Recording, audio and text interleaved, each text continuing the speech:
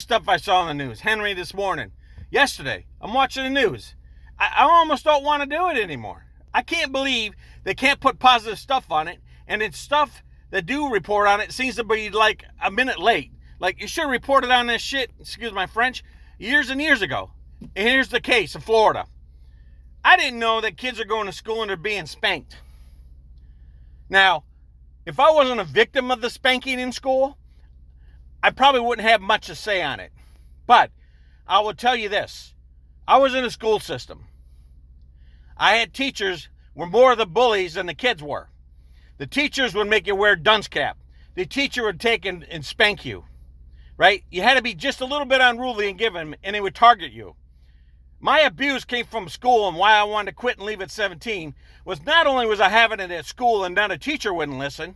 When I tried to tell them why I had a bruise on me, my teacher turned around and spanked me with a frickin' paddle after my dad already gave me like 16 to 20 some licks with a belt and my ass was all black and blue, right? And wouldn't listen to me, and then wondered why I was unruly. And then I had to deal with the kids laughing and picking on me, calling me dunce, you want your ass beat, want this. I went through all that in school. Why? Because it started with the teacher.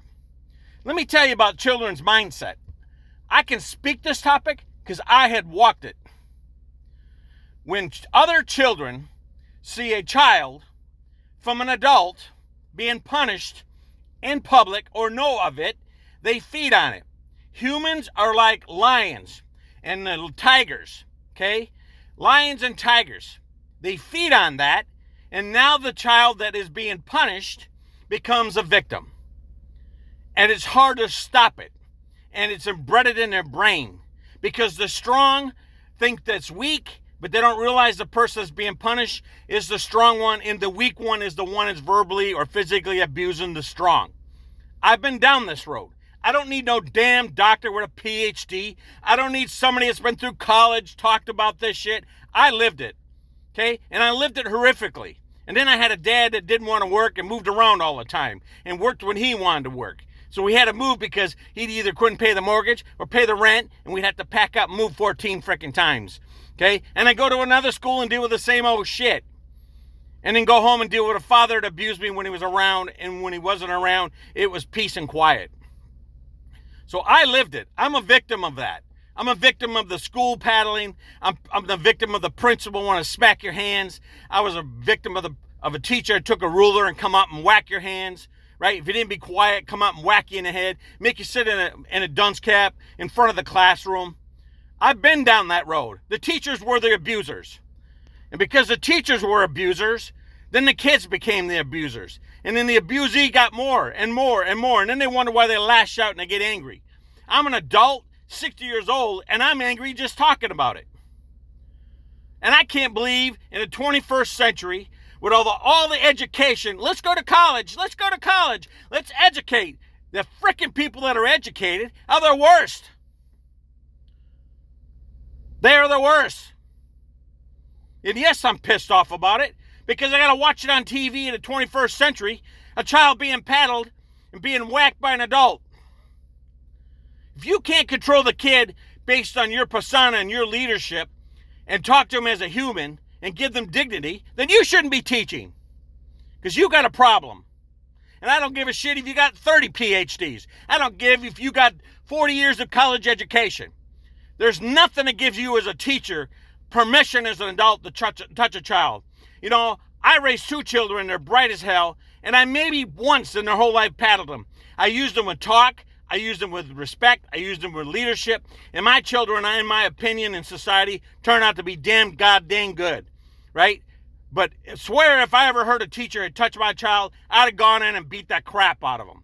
Because that is the most underlying morale, dignity-taking action you could do to a child from a stranger.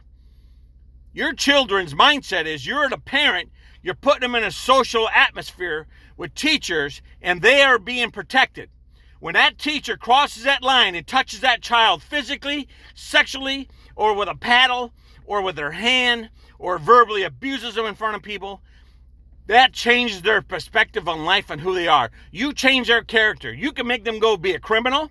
You can make them suicidal. You can make them want to come and do school shootings. There's things you put in their mind that is dangerous as an adult when that child does not think you as an adult are there to protect them. And that's your job, right? Teach correctly, teach morality, and protect them.